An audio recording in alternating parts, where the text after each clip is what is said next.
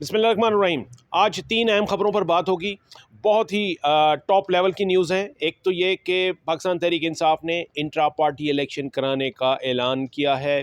5 तारीख को ये इलेक्शन होगा और इसके लिए बाकायदा शेड्यूल जो है वो जारी कर दिया गया है, जिसके लिए चीफ़ इलेक्शन कमिश्नर रऊफ़ जो कि पाकिस्तान तहरीक इंसाफ के सेक्रेटरी इत्तलात हैं, वो इसके चीफ़ इलेक्शन कमिश्नर होंगे।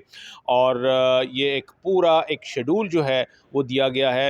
ये क्यों अहम है, इसके ऊपर बात करेंगे। दूसरी बात ये कि इलेक्शन कमीशन में अहम लेवल की मीटिंग्स हो रही हैं। जो इलेक्शन को मुलतवी कराने से मुतालिक मामलात हैं, उनको ज़ेर गौर लाया जा रहा है। सिक्योरिटी के ख़ास तौर पर जो मामलात हैं, उनको रिव्यू किया जा रहा है। और तीसरी अहम खबर जो है वो बुशरा बीबी की बनी गाला रिहाइशगाह को सब जेल करार देने वाला मामला है कि इसके पीछे पस पर्दा हक़ाइक़ क्या हैं। इन तीनों इन पर बात करेंगे। पहली बात ये कि इंट्रा पार्टी इलेक्शन ये वो वाला मामला था जिसको कि पाकिस्तान तहरीक इंसाफ ने फुलफ़िल भी किया, लेकिन इस इलेक्शन को उन्होंने इलेक्शन कमीशन ने नहीं माना था और इसी बुनियाद पर फिर ये हुआ था कि उनको पार्टी का सर्टिफिकेट जारी नहीं किया गया।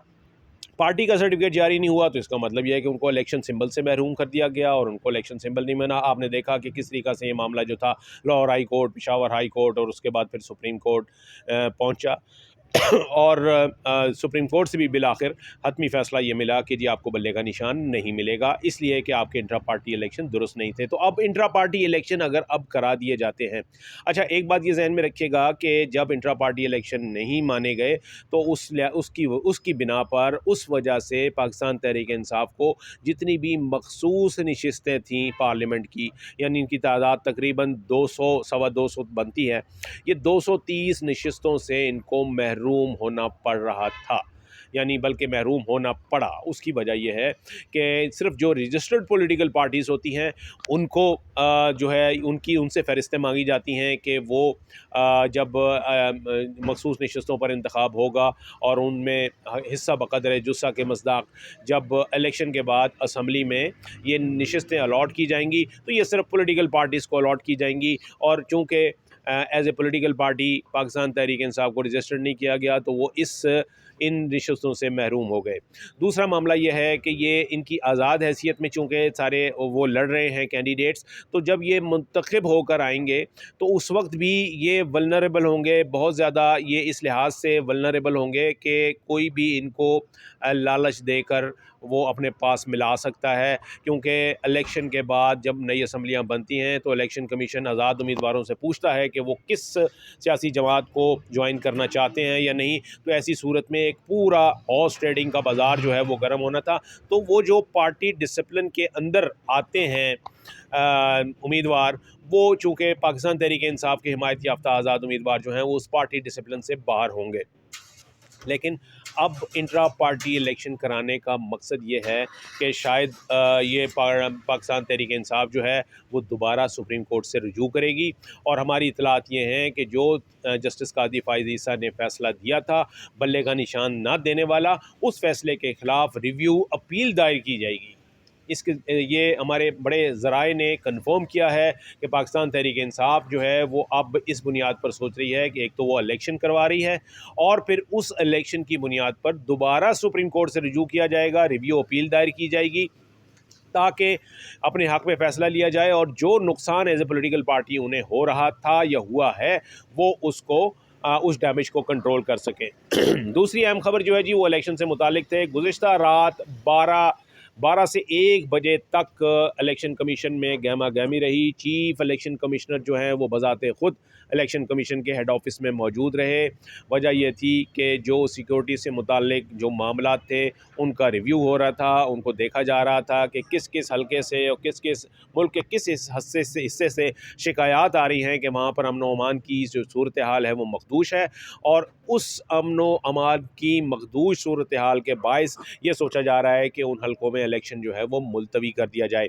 बाज़ लोग तो ये भी कह रहे हैं कि जी अगर ये वाक़यात इस तरीके के बढ़ते हैं तो ऐसी सूरत में मजमूई तौर पर जो मजमूई अमन अमान की सूरत हाल है उसको बुनियाद बनाकर पूरा इलेक्शन ही पोस्टपोन किया जा सकता है। लेकिन अभी तक की इतलात ये हैं कि रात जो मीटिंग हुई और आज दोपहर 3 बजे जो है एक मीटिंग थी जिसमें बलूचिस्तान और वफाक के जो दाखिला से मुतालिक अफसरान हैं, ओहदेदारान थे, उनको बुलाया गया था और उनसे मजमूई सूरत हाल जो है वो पूछी गई थी अमन अमान की उनके मुतल्लिक़ा इलाक़ों में। तो ये अभी तक तो ये फ़ैसला हुआ है कि जिन जिन इलाक़ों में इंतहाई हसास पोलिंग स्टेशन हैं और जहाँ पर अमन व अमान की सूरत हाल जो है वो इंटेलिजेंस एजेंसियों ने मखदूश करार दी है, जहाँ पर ऐसे वाक़यात हुए हैं वहाँ पर इलेक्शन पोस्टपोन हो जाएगा। तीसरी बात जी जो हमने की करनी है वो बुशरा बीबी की जो कैद है उससे मुतालिक है।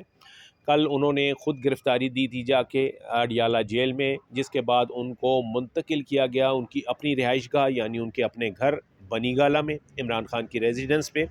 और फिर माफ़ कीजिएगा, और फिर उसी रात को ही ये फ़ैसला किया गया कि उनकी जो रिहाइशगाह है उसी को सब जेल डिक्लेयर किया जाएगा और इसका बाकायदा चीफ़ कमिश्नर इस्लामाबाद ने नोटिफिकेशन भी जारी कर दिया कि उनकी जो रिहाइशगाह है वही सब जेल करार दी जाएगी।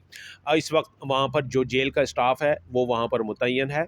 जो बुशरा बीबी हैं वो अपने ही घर में हैं, अगरचे वो अपने घर में उनको मूवमेंट की आज़ादी है, लेकिन उनसे मुलाकात नहीं हो सकती क्योंकि कैदी का स्टेटस है। उनसे वो बाहर नहीं आ सकती वहाँ से अपनी मर्ज़ी से क्योंकि क़ैद में हैं।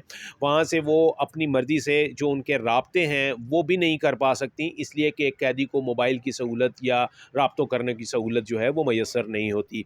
तो वो जितने भी इस तरह के उन कैदियों के ऊपर पाबंदियाँ होती हैं एक जेल के अंदर, उन तमाम पाबंदियों का इतलाक़ जो है वो बुशरा बीबी के ऊपर भी किया जा रहा है।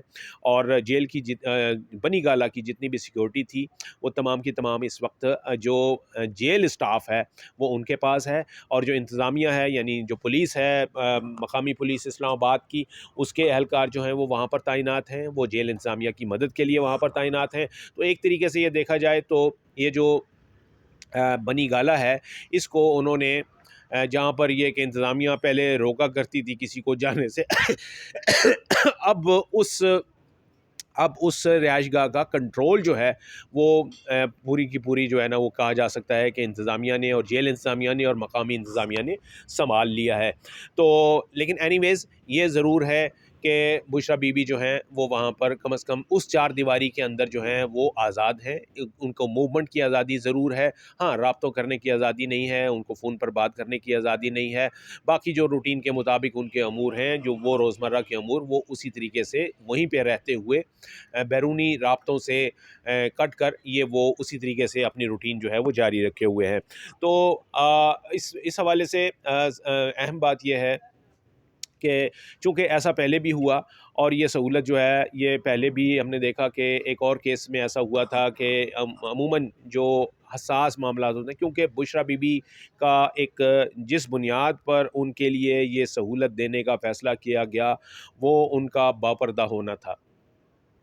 कहा यह जा रहा था कि जी चूँकि वो बापर्दा हैं तो इसलिए उनके लिए कोई स्पेशल कंसेशन होनी चाहिए, तो इसलिए मुनासिब ये समझा गया कि उनको जेल में नहीं रखा जाएगा और जेल में अगरचे कि औरतों की बैरक और औरतों का जो अलग होता है, लेकिन वहाँ पर जो सिक्योरिटी है, वहाँ पे जो ओहदेदारान होते हैं, ये तमाम के तमाम जो हैं ये मर्द होते हैं। तो इसके ऊपर उनको ये रियायत दी गई कि उनको उनकी जो रिहाइशगाह है उसी को सब जेल करार दे दिया जाएगा, उनको कैदी नंबर जो है वो अलॉट हो जाएगा और वो उसी जेल के अंदर जितनी पाबंदियाँ होती हैं वो उन्हीं पाबंदियों के अंदर रहेंगी, लेकिन रहेंगी अपने घर में।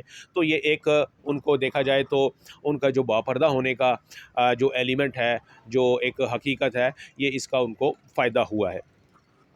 बाकी जी मामलात ये हैं कि इलेक्शन जो है वो अभी तक तैयारियां बिल्कुल चल रही हैं। इलेक्शन कमीशन की अभी तक ये सूरत हाल है, उनकी जो जितने भी इजलास वगैरह हुए हैं सिक्योरिटी से मुतालिक, उनमें ये कहा गया है कि जिन इलाक़ों में सिक्योरिटी जो है वो मखदूश है, सिर्फ वहाँ पर इलेक्शन जो है वो नहीं कराए जाएंगे और बाकी तमाम हलकों में जनरल इलेक्शन जो है वो 8 तारीख को होगा।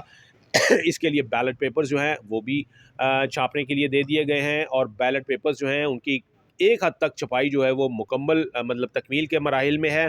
और उसकी वजह ये है, उसी की वजह से, उसी बुनियाद पर जो अदालतों ने कुछ फ़ैसले दिए हुए हैं इलेक्शन कमीशन को कि फ़लाँ हल्के में बैलेट पेपर के ऊपर जो है वो यानी इंतखाबी निशान की तब्दीली का फ़ैसला है, या बाज़ हल्कों में ये कहा गया है कि इंतखाबी निशान तब्दील किया गया कुछ उम्मीदवारों का।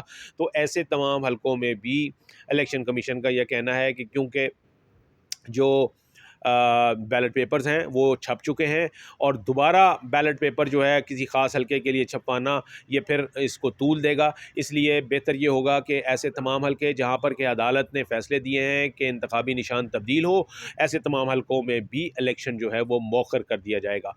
बाकी तमाम जो तैयारी है वो 8 फरवरी की मुकम्मल है, और 8 फरवरी को अभी तक की इतलात के मुताबिक 8 फरवरी को ही जनरल इलेक्शन का इनेकाद मुल्क भर में होने जा रहा है।